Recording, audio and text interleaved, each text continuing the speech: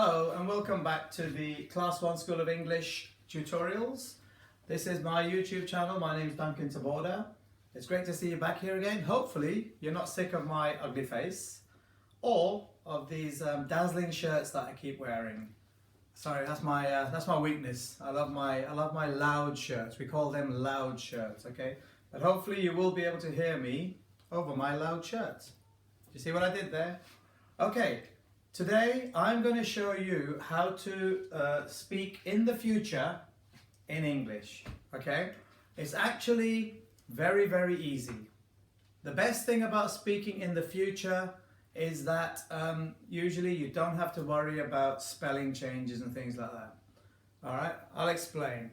So we've actually got 4 ways in which we can speak about the future in English.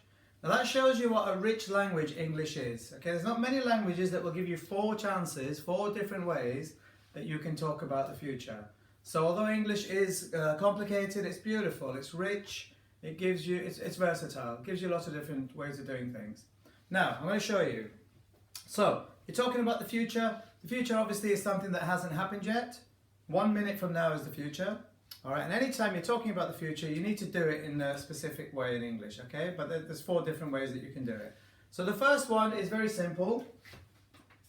You just use will plus the base form of the verb. Okay, the base form. So what that means is, this is how the verb begins, alright? You don't have to worry about the third person here, he, she, or it. You don't have to worry about the S, okay? Because it's always the same. So, let's talk about, I don't know, for example, let's talk about cooking, okay? So, I'm talking about cooking some food tomorrow. So, I will cook the food tomorrow.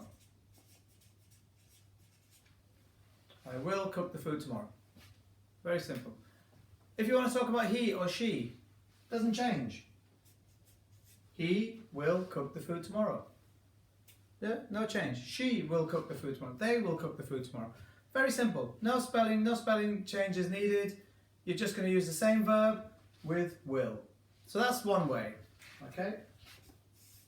The second way is to use going to. Okay? Going to, once again, you use that with the base form of the verb. But it's very important that with going to, you have to have some form of to be before it. So a present tense, a present form of to be. There are 3 ways: am, is, or are. And we must have one of them before going to. So I am, say she is, could be he is, and you are. Again, that could be you are, we are, they are. But we need to have one of those, okay? It is completely wrong to say I going to, he going to, you going to. Cannot say that. You have to have some form of to be. So I am going to. Now you also, this is absolutely crucial, you do need a verb after that. It's just the base form, but you do need it. So I am going to cook the food tomorrow. Okay? So there's 2 different ways. Alright, so what's the big deal here? It's very confusing. Why are you telling me 2 different ways to speak about the future? I'll tell you why, because there is a difference, okay? When you use will, it's actually something that you're not 100% sure of. You think it's going to happen, but you're not 100% sure, okay? When you use going to, you have a plan. You've bought the ingredients, you've bought the food, it's all there, it's ready to go, okay? So, in other words, when you're not sure what's going to happen in the future, you say what you think will happen, it's called a prediction. So when you have a prediction in the future, you're going to use will. I think Labour will win the next election. I think Man United will win the Football League. I don't know. It's a prediction. This is what I think. That's why I'm using will. But when you've got a definite, when you know it's going to happen, then you have a plan. So if that's how you think about it, when you're using a prediction, you're going to say will. When you've actually got a plan in place, you're going to use going to. All right. So don't forget now. It's got to be I or you or he. It's got to be plus the verb to be, going to, and then we need a verb there. So if you're talking about the cinema, for example, or you're going somewhere, you need to have go. So I am going to go to the cinema. Don't just say I am going to the cinema if you're talking about the future. That will become clear to you after I explain the next one to you. Alright, so you've got a definite plan, you've bought the tickets, you've booked the 7 o'clock show, you're going to use going to. If you're not sure, but it's something you fancy doing, you'd like to do, maybe I'll do it, you're going to use will, okay? Now the third way, again in a previous tutorial I showed you how to use the present continuous when you're talking about something you're doing right now, okay? Funnily enough, you can also use the present continuous for the future. Sounds a bit confusing, I know, because one minute I'm saying you use it for something that's happening right now, then I'm saying you can use it for the future. Let me explain. The present continuous is formed a little bit like this, okay, with the going. So for example, I am meeting my friend. Now that signifies or makes it sound as if I'm meeting my friend right now. However, if I put in a future word or a future phrase of some sort, it's going to make it into the future. So I am meeting my friend tonight. There you go. Now I've made it into the future. So with the present continuous, it's absolutely crucial that you do have a future word or a future phrase later on in 5 minutes. Okay, you have to have that at the end. I always say put it at the end of the sentence. You can't get confused then. The time phrase. All right, and in this case it's going to be a future phrase. So I am meeting my friend tonight. I am meeting my friend tomorrow. I am leaving. I'm leaving London next week.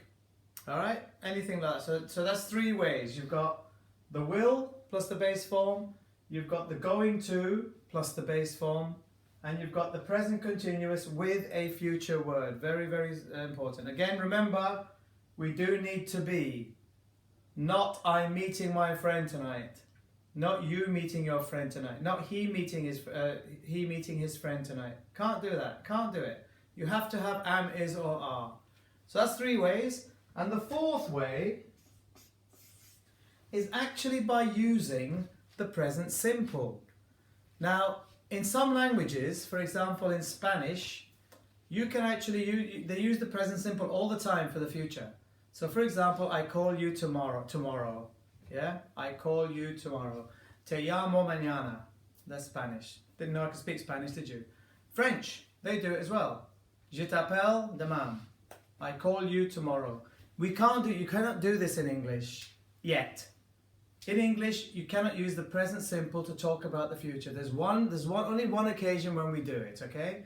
And that is usually to do with transportation. So for example, planes, trains, buses. Okay, let me give you an example. The bus leaves at 6 p.m. That's actually the present simple. It's talking about the present simple. But because it's transportation, I can now use it for the future. The bus leaves at 6 p.m. It's also associated with travel. So you can talk about yourself. I catch the 6:30 plane tomorrow. Yeah? I leave for New York at 6 a.m. Alright, so the present simple, but only for travel, for transportation. That's the only time we use it. English is a living language, By that I mean when something is living, it's always likely, it's always prone to change. And I dare say that in 20 years' time, we'll be using the present simple all the time to talk about the future. But right now, you can't do that. Right now, there's just that one specific time when you would use it, okay? If you're talking about transportation, if you're talking about travel, all right? Just remember that. But still, I've still given you 4 different ways in which you can speak about the future, all right? I hope that's helped you. I hope that will help you talk about the future. And if you've enjoyed it, why not subscribe to my YouTube channel? It's free. I'm not going to charge. I'm going to try my best not to charge any subscription. But to do that, please tell your friends about us. Watch the adverts. When you watch the video, watch the adverts all the way through. It helps us to keep it subscription free. And as I've said before, it's a new channel. I promise you I will be uploading stuff that you can download, you can print off, things that can help you, okay? But in the meantime, this has been the Future Tense. I am Duncan Taboada. We are Class 1 School of English. So why not come back and check us out again? Until you do, over and out.